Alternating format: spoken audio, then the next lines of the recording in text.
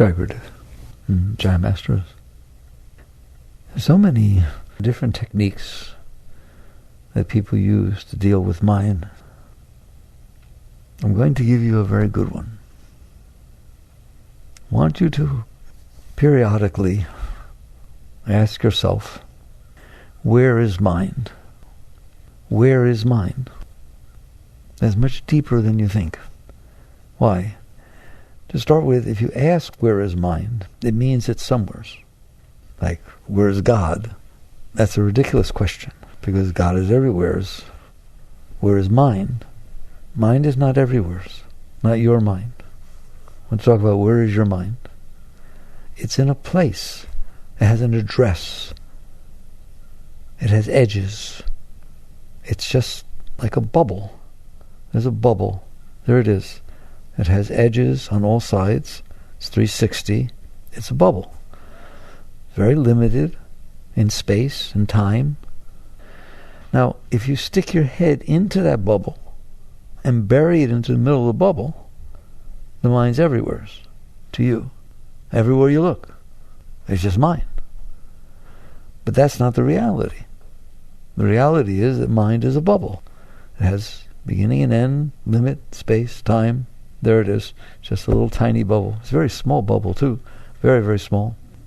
So people work with their mind to try to stop it, to try to change it, to try and so on. That's not what the great ones have taught you. There Baba said, man minus mind equals God. What does that mean? It means if you don't stick your head meaning consciousness, your awareness of being, if you don't stick your awareness of being into this bubble of mind, this is nothing. It's like, where's New York? Who cares? It's somewhere. I'm not there. It's a place. I'm telling you, it has an address. Unfortunately, you know that address too well. It's your crack house. It's where you live. You stuck yourself in there and you can't get out. I'm serious. It's just like that. It's exactly like that. If you're addicted to crack, if you're addicted to some sort of substance, you don't want to get out. You only want to stay there. You only want to get more of that. You're completely addicted to that. That is what has happened. Again, ask yourself periodically, not what is my mind doing or why is it doing this or what should I do about it. Where is mind? Because I'm telling you it has an address. And what's very interesting is I can't get into your address and you can't get into my address. It's just a very personal place. There it is. It's a bubble and you stick your consciousness into it. I want you to visualize that. You stick your consciousness into it and you can't get out. It's like they trap monkeys by putting something inside of a jar that if they stick their hand in, they grab it, they won't let go. They can't pull their hand out. That's what your mind is. That's the only thing that is holding you into mind. There's nothing keeping you from merging. Nothing. Except for the fact that you stuck your consciousness in and you like what's there. Or you don't like what's there. One or the other. Who cares? The point is you grabbed it and now you can't get out. And so it looks like your whole world is made up of that bubble. But it's not. It's a place you stuck your consciousness. It has limited time and space. So if you ask yourself, where is mine? You're admitting that it's not everywhere. You're admitting that it's just a given place. Then the question becomes, why am I stuck in there? And that's what I always teach you. There is a reason you're stuck in there. I like that analogy of the monkey sticking their hand in the jar. The jar has got an opening. You can pull your hand out, but not if you grab what's inside. Then you can't pull your hand out. Then you're stuck playing around with that stuff. That's exactly what I've taught you time and again, why you're caught in your mind. You're not caught in your mind because your mind has some power over you. You're not caught in your mind because God put you there. You're caught in your mind because you care about what's going on in there. It's just like the monkey wants to get something, so he grabs onto it. You tell him to let go. He ain't letting go. There's no way the monkey's letting go because he wants that thing.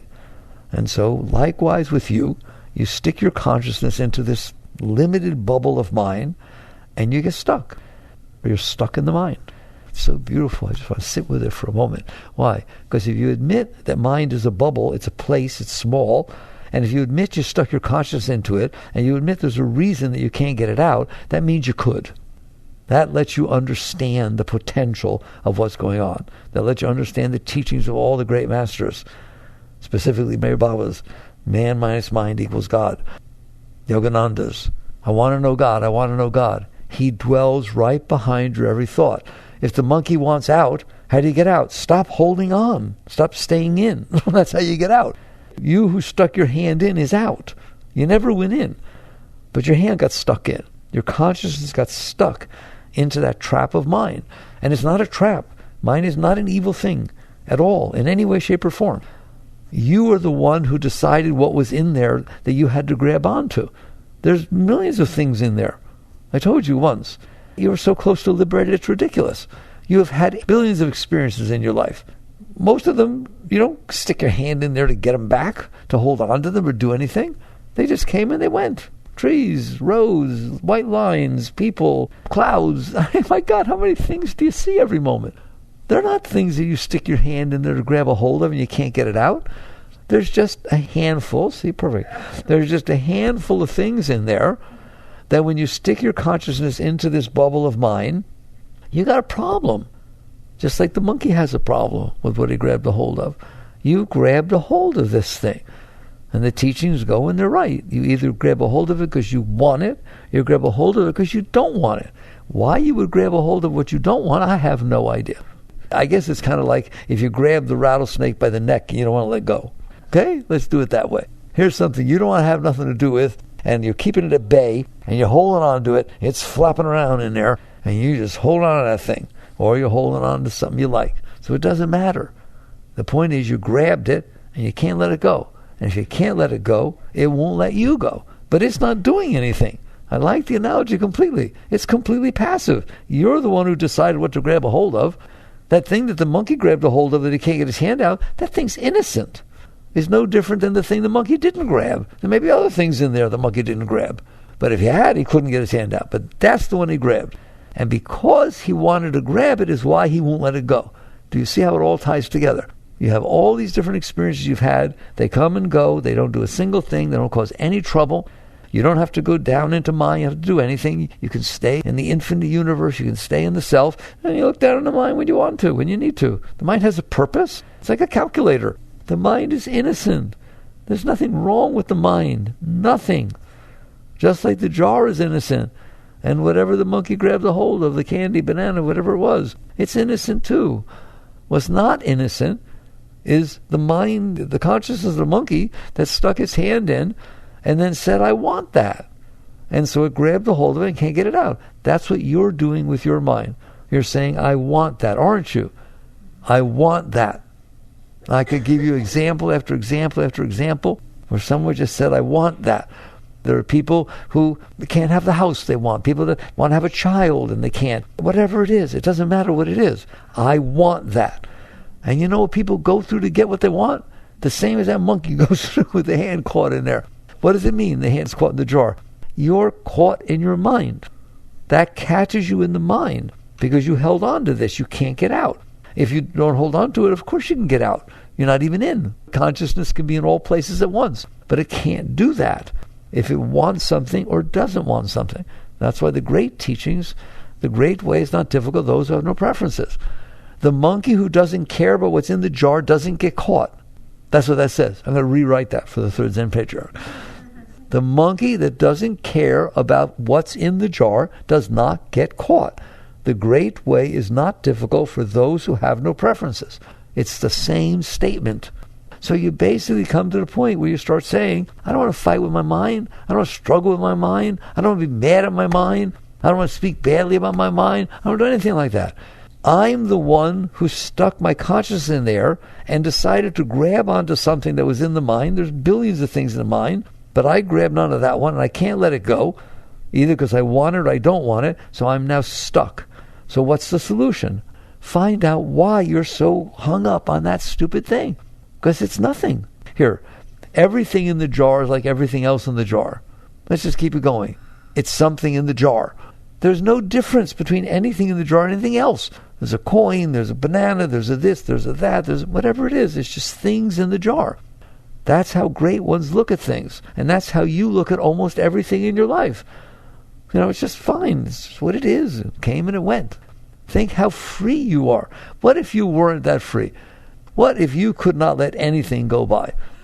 Every cloud messed you up. Every worm messed you up. Oh my God, there's a worm. I don't want to see it again. You're in that jar so far, you ain't never getting out. But you're fortunate you don't have that situation. That's not what's happening. What is happening? You have a handful of things.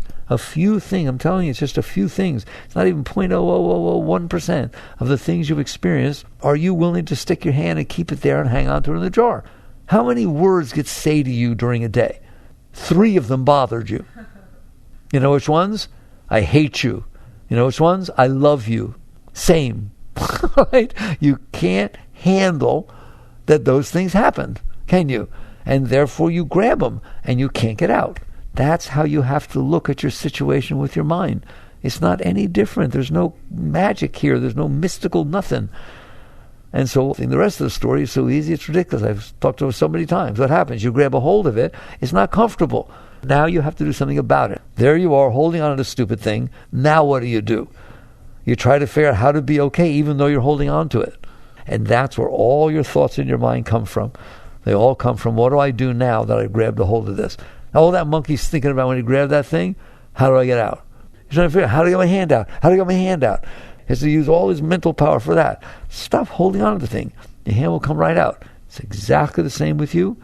That's why it's just such a perfect analogy. Notice, it's not renunciation. Nobody's saying to the dear monkey, you'll never have a banana again if you let that banana go, or an orange, or whatever you put in there. No one's renouncing anything. What you're doing is letting go of clinging. You're letting go of thinking, I need this. How do I get it? I don't want this. How do I avoid it? While you're in there doing that, you're never getting out, and now you need to go out and live your whole life based on that. That's the best I can tell you. That's it. From now on, you understand. You're just a monkey with a hand in there. And the masters are trying to tell you is, let it go. Let it go. What? Doesn't matter. The it doesn't matter. It's an unclear antecedent. Yep, it's a good unclear antecedent because it's whatever you said it was. So all your work is right there. There's no other work. The work is to sit there and say, what am I grabbing a hold of that's causing me to be stuck in here? And then someday you need to look and ask, is it worth it? It's not renunciation. It's transcendence. See the difference?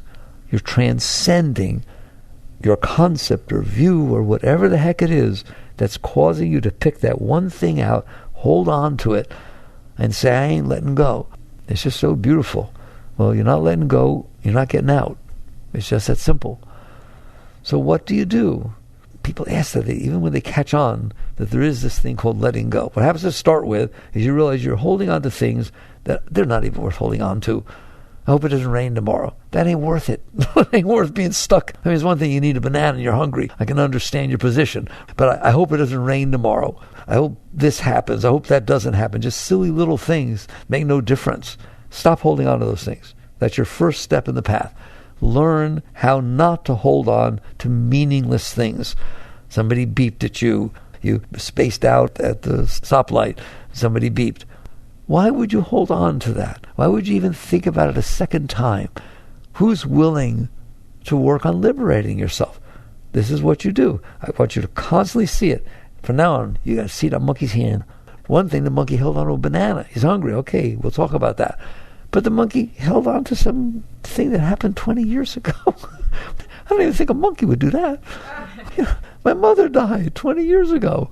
Or my sister got married and I liked the guy she married 20 years ago. I mean, yesterday we can talk about it, but 20 years ago? There are people that can't handle what happened during the Civil War. They read something and they grabbed a hold of it and they can't let it go. It traps you in your mind also. You can't let it go. I can't handle it. I can't handle what Magellan did. You know, I can't believe that they put Galileo in jail. What's wrong with those people?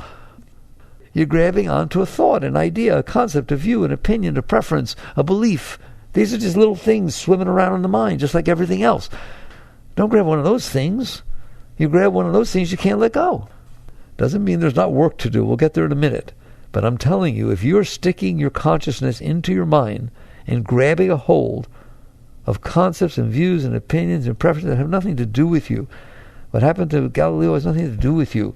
Sure, you can make your own ideas about it. What happened during the Civil War has nothing to do with you. These are thoughts in your mind. Fine, you're welcome to have the thoughts, but not if they bind you. If you want to go to God, if you want to be free, using the analogy, if you want to take that consciousness out of that mind, you cannot do that. It's that simple. Don't get stuck anywheres. Again, I always teach you, once you get the truth, on the other side of this, when you're not grabbing it, of course you have positions, you have things that you work for, things that you put your heart into, but you don't stick your hand in there, grab on, and say, this is what my life is about. You want to know why? Because that's not what your life's about. Your life is about getting your hand out and then seeing what's going on, getting a bigger view, because the only view you can have inside that bubble is what's inside the bubble. That's not truth. It's never truth what's inside the bubble. It doesn't mean that no one thing inside the bubble is true or not true. It's that being inside the bubble is not the truth.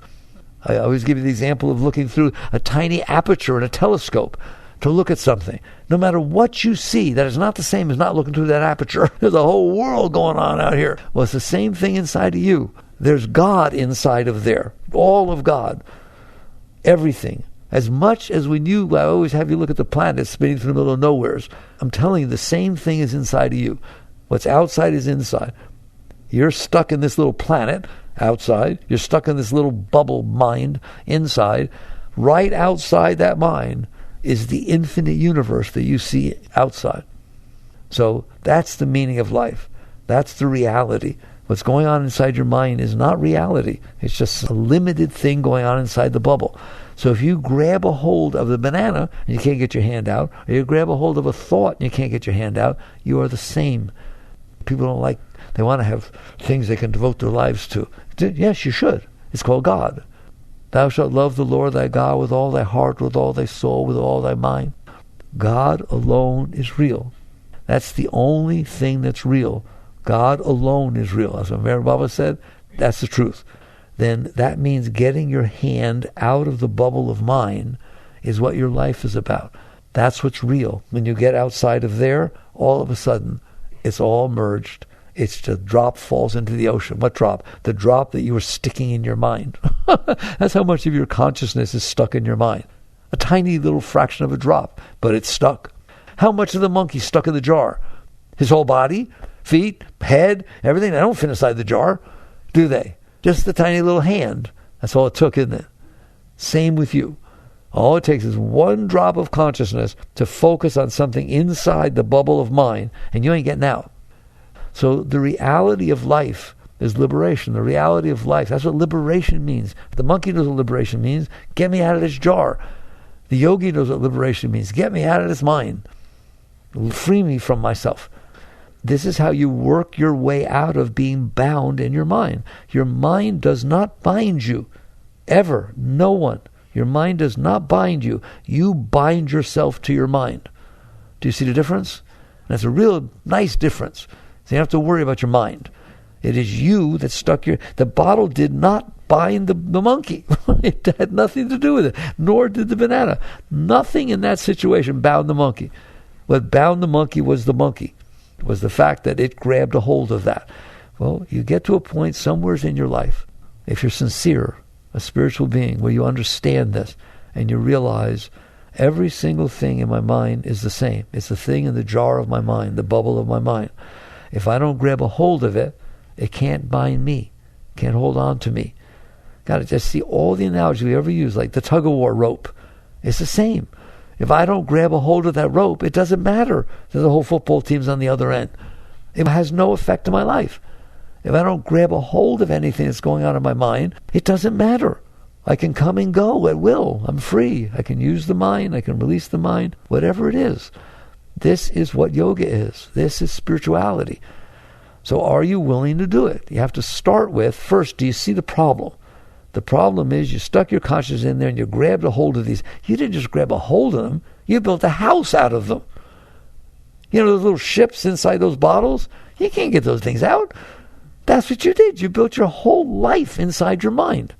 because you wanted something and didn't want something. This was your friend, this is not your friend, this is what you believe in, this is the school I'm going to. This is every single thing. There's a whole life got built in there. I want people to respect me, so I have to have a real nice house, and I need a nice car, and all of a sudden you got cars and houses, and all are attached to that.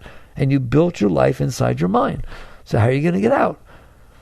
You someday will wake up and realize there's nothing wrong with a car, there's nothing wrong with a house, nothing wrong with a wife or husband, nothing wrong with the kids, nothing wrong with anything, except that you grabbed them.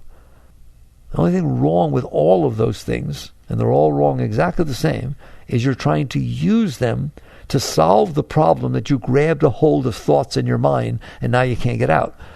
It's that whole amazing chapter in the Untethered Soul. Take down the walls. And the house got built, and you lived in the house to try and make it nice for you. That was the story you told. You weren't okay, you're not happy, and so you built things to try to make you happy, and now you're stuck inside. You grabbed a hold of thoughts inside your mind, you decided you didn't like this, you wanted this, you didn't have that, it wasn't working, so you compensated with this whole life you built around yourself. Now you're really stuck.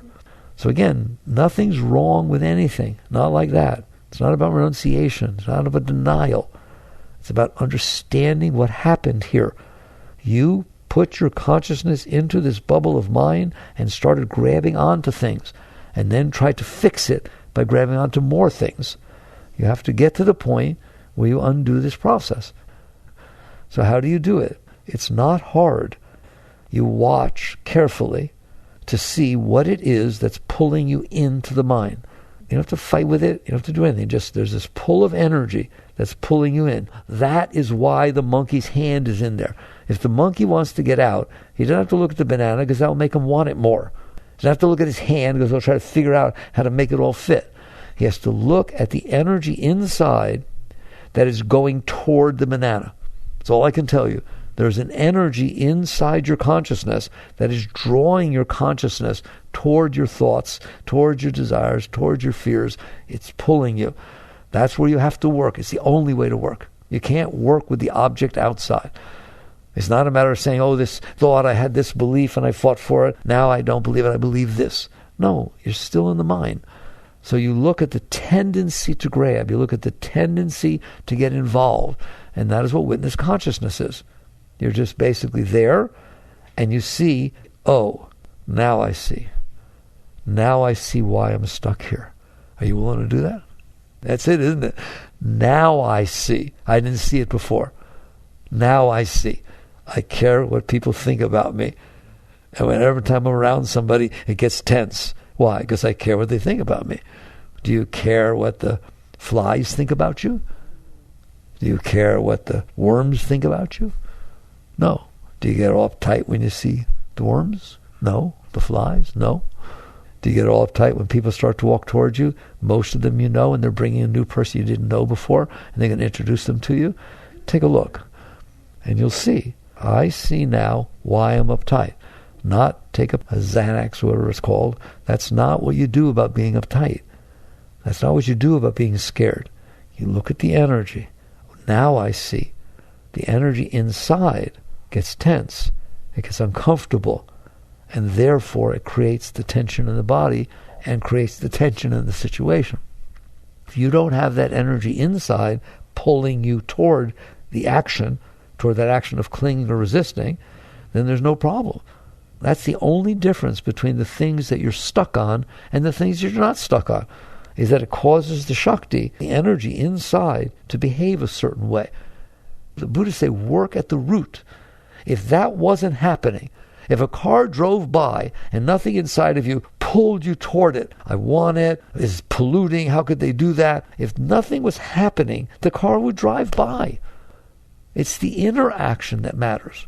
So you'll see it start to pull. Something starts to pull. When you're willing to look at that level and see, that's why I'm caught.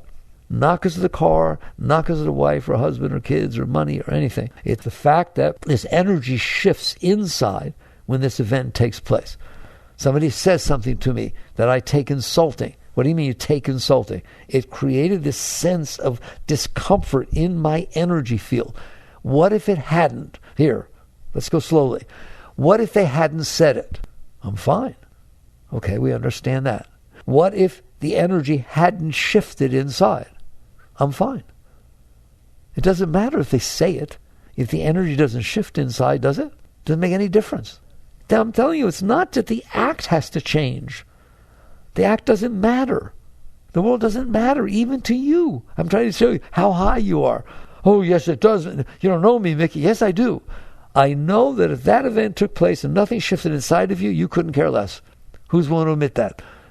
That's a deep admission, okay? It's not that the thing in and of itself has power. It's that it caused the Shakti to shift. And if it starts to shift and you react and you don't feel comfortable, then you're going to start doing things about it and you're caught. You're caught in your mind. So the work is not to make the thing not happen, not to fix it, not your first work. Your first work is not to fix anything. She didn't think it was broken. You did. You looked at the same thing. You freaked. She didn't. Well, is it broken or not? Huh? I don't want to talk about it. Okay? So basically you pay attention that for me to get out of here, to get out of this caught bubble that I'm caught in, and to experience the divinity of my being, the wholeness of my being, I need to stop clinging, grabbing, holding, resisting, doing these energy things. That's what they had in common. Clinging means I grabbed it. Resisting means I pushed it away. I'm messing with the energy inside myself. You're not messing with anything outside. You're messing with your reaction to outside. But the reaction is inside. And I want you to go back to, and I'll challenge you because I know this is tough. Just the next thing something bothers you, somebody, something, somehow bothers you, and you're getting ready to do something about it, just dare to let Mickey in there for a moment and ask, what if it didn't bother you? Would you have to do something about it? What if it didn't bother you? Would you be doing anything about it? Would you be having trouble? No, by definition. So the problem is not what happened. The problem is that it bothered you and you couldn't handle it. So there's your first step. Did you notice that it bothered you? And I want you to think about that monkey. If that monkey had nothing going with that banana, he out of here. Okay? If it bothered you, you're going to grab. If it didn't bother you, you're not. So blame it on the fact that it bothered you. Don't ever blame it on the event. Okay, this bothered me. That's your first step. Now you're working where you should work, inside. Your work is always inside with this energy and your relationship to the energy. It does no good to work it out outside because there'll just be another event and another event and another event. Have you noticed? They don't stop. Ask your folks, ask the Graham folks. It goes on forever. It's a perpetual thing. There's always going to be things that disturb your energy until you work with your energy. So the yogini, has caught on, my work is with the energy. That's what makes you a yogi. Is my work's with the energy inside. All right, fine. How do I work with the energy inside? By not blaming it on the outside. That's your first thing. You do not blame it on the outside. It's inside. You're the one who's having the trouble, therefore it's your problem. That's first. What's the second step? I don't know how to deal with that energy. No one knows how to deal with that energy when they first wake up. All right, your first step, once you notice, is to be able to notice. I notice this is the problem. I'm the problem. It's not the problem what happened 20 years ago. It's not the problem what might happen tomorrow. It's not the problem what somebody said or somebody did. It's not the problem. My problem is this energy got disturbed inside of me. Okay, now what? I told you this. This is the answer. Can I handle it? Not why did it happen? Not how bad am I because this bad energy is inside of me. No. Can I handle the fact that this energy moved inside of me? Each one is witness consciousness. I noticed. You start working inside. It's very good. Now you start working with yourself. Believe it or not, you're not even working with the energy. You're working with the consciousness that noticed the energy. Do you see the difference? One, they want to work outside to fix it so I don't have to deal with it. Second, you come inside and they start messing around with the mind so it doesn't do things. Then you come back to the energy. It doesn't matter what the mind does if the energy doesn't go toward it. So you sit with it and you notice it's uncomfortable. I can't handle it. I can't handle it. So you go out and do something about it. So your next step after seeing it is saying, can I handle it? Can I handle this? Handle what? The reality of what is going on inside my energy right now. Right? I am feeling anger. I'm feeling disturbance. I'm feeling need. I'm feeling rejection. There's energy going on there that's not comfortable. It's pulling me towards something and causing the mind to be all disturbed and so on. Can I handle that? And the answer, of course, is to start with is no. And so it becomes like anything else, like a sport or a music or school or anything, learning. Of course you can't do calculus to start with. You have to work with it. And this is the same. Can you work with the energy to where you can handle it? Don't suppress it. They write us all the time. How do I know if I'm suppressing or if I'm letting go? Don't do anything. Just ask, am I handling this? Can I handle this? Can I handle this, or do I have to do something about it? If you have to do something about it, at one degree or another, you're suppressing. If you can handle it, you don't have to suppress it. It's that simple.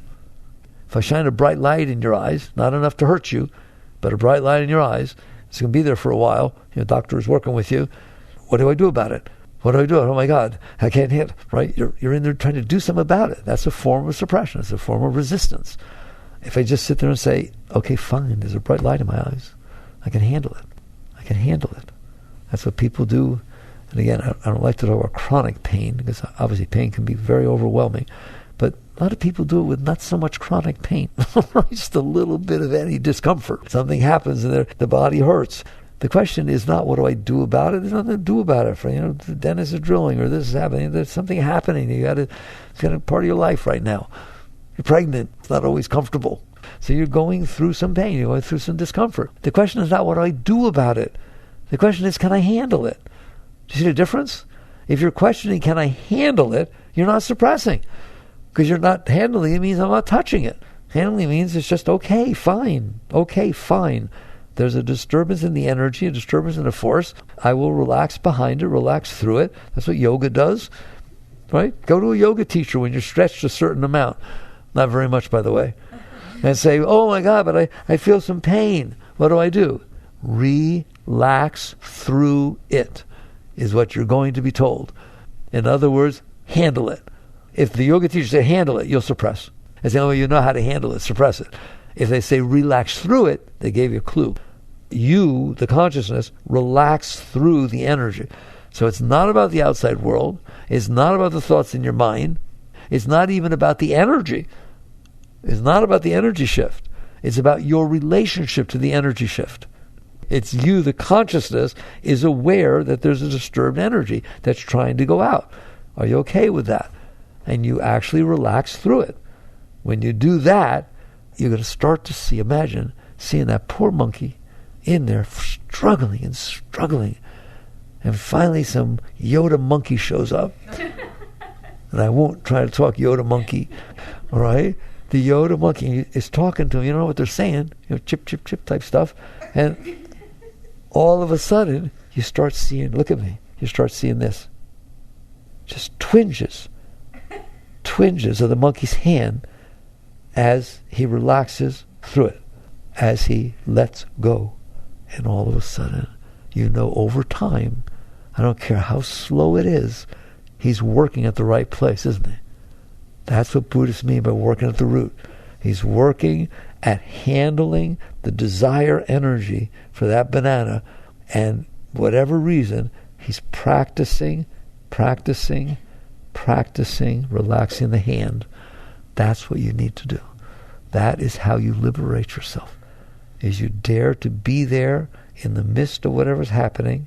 You see that your mind wants to cling, to grab, to resist, to make it nicer, and you realize you've been wise enough to understand it doesn't make it nicer, it just prolongs it, doesn't it?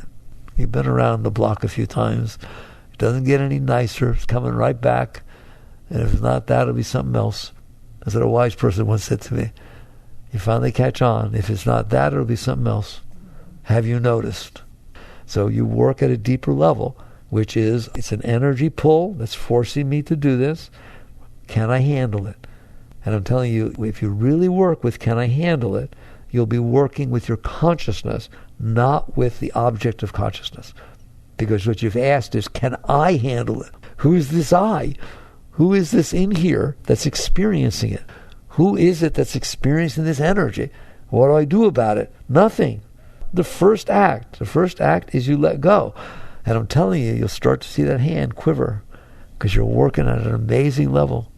Wouldn't that be beautiful? Start to see that hand quiver. Okay? Then you know you're going the right way.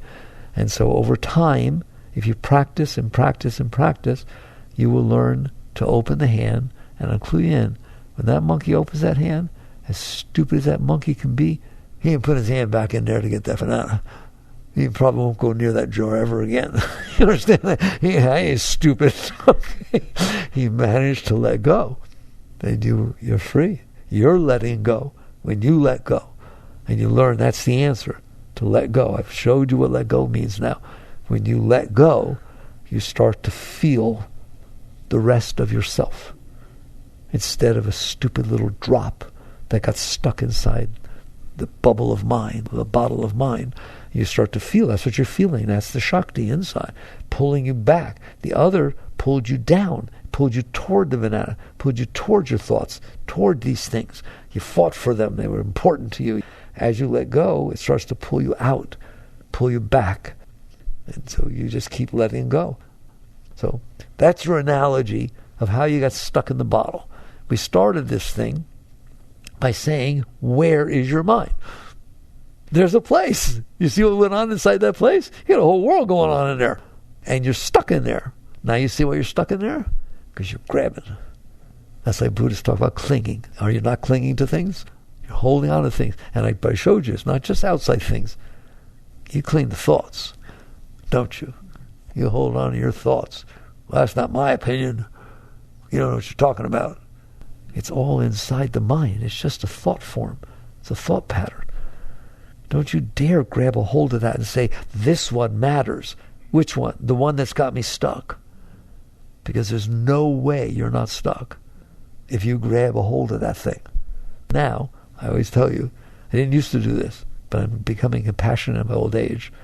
Let's say that's what you're doing. What? Letting go. You're letting go. There are going to be thoughts. There are going to be opinions. There are going to be philosophies and beliefs and ideas. That's what the mind does. There's going to be air conditioning circuits. There's going to be computer programs. The mind does things. It's okay, as long as you're not grabbing. Like, you should be able to sit down and have a discussion with somebody whose philosophy in life is completely different than yours. And you don't say why or how, because they have a mind, just like you do. And they grabbed a hold of that little sucker, and they ain't letting it go, just like you. But as you learn to let go, this word compassion shows up, which Buddha said was the highest human emotion. You all of a sudden are able to look at someone and realize, oh, they're clinging to theirs. Of course I don't agree with theirs. Why would I agree with theirs? Minds are totally different. But I used to cling to mine. It caused a lot of suffering. It caused a lot of trouble. I learned to let go. They haven't learned yet. So now you're compassionately looking and understanding. Does that mean you don't work, put energy into, work for what it is the way you see it? You're supposed to. Do you understand? Anything we just talked about is the Gita. That's how deep the Gita is. Krishna is talking to Arjuna, and he's telling him, you fight the battle. No, it's wrong. It's only wrong if you're fighting it for yourself. All right? One of the greatest lines in the Gita is, a battle that comes to a warrior, a trained warrior, unasked for, unwanted, with no reason to fight it, that's the holiest battle. It's the same thing as that samurai who went to avenge his master, to cut off the head of the person who killed his master, and the person spit in his face, the samurai's face. The samurai turned around and walked away. And the guy said, well, come on, I killed your master. You have a dharma to do. He said, no, I can't do it now. He said, why? I got angry. You spit in my face, it got personal. I can't do it. The motive's not right. That's the degree that you become part of society. Of course you do what it is that you see and you work for this. But it's not because you're stuck. It's not because you grabbed a hold of this thing and it's bothering you and you can't handle anything. That's not why you're doing it. You're doing it because God has a chessboard and everybody has their place. You're letting God play chess with you. It's deep, isn't it? Okay, so I left a lot of images with you. The monkey. Okay? Most one I like, because I work with it all the time, is Mickey's mind has a place where it is. And I have to go there. Okay? You don't have to be inside of that. And you can see why you're not liberated completely, is because that has that pull. And you just keep letting that quiver take place. That's what I want. It's another image I left with you. Can you see the little quiver start to release? If you release your hands completely, die to be reborn, you're out. It happens just like that. You don't have to do anything. You're out. All right. You work with these things. Jagrata.